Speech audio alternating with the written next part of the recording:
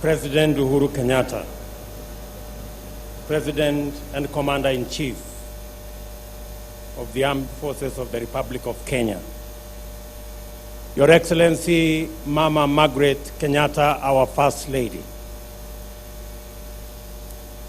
Your Excellency Ambassadors and High Commissioners, my fellow leaders present here from the national and county level, distinguished ladies and gentlemen, abantu bami into mboyamore naende. Bwana Yesu asifiwe. Asanteni sana. Mheshimiwa Rais, wakati uliamua ya kwamba sherehe za kitaifa baadhi yao itafanywa katika makaunti, ilikuwa ni uamuzi wa busara.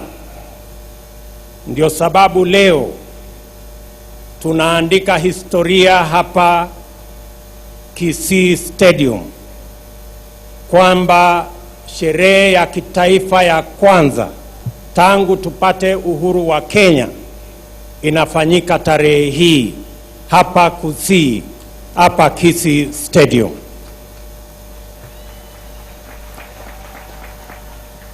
And I want to say, Your Excellency, we've come here to celebrate our Mashujaas, the heroes and heroines of our nation, our founding fathers, the men and women who through determination, hard work, sweat and blood reclaimed our nation from the hands of colonialists and made us a free people.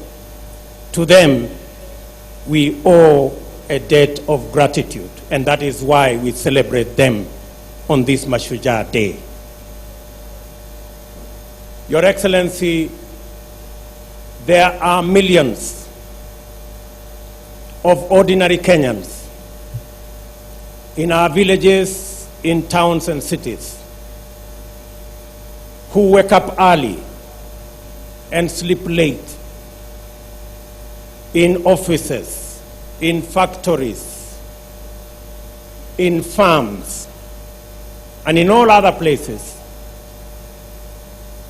working hard for our nation diligently, with commitment, with determination, with passion, and with integrity to make meaning of our independence and to continue the journey of making our nation free. To them too, ladies and gentlemen, we celebrate them as our Mashujaas because of what they do on a daily basis. And Your Excellency, because it is a national day, I do not wish to say more.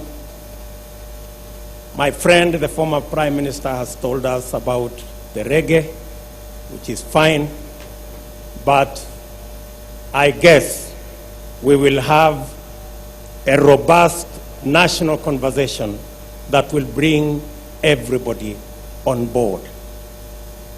With those few remarks, Your Excellency, it's now my duty and pleasure to request, ladies and gentlemen, for us to be upstanding so that we can ask His Excellency the President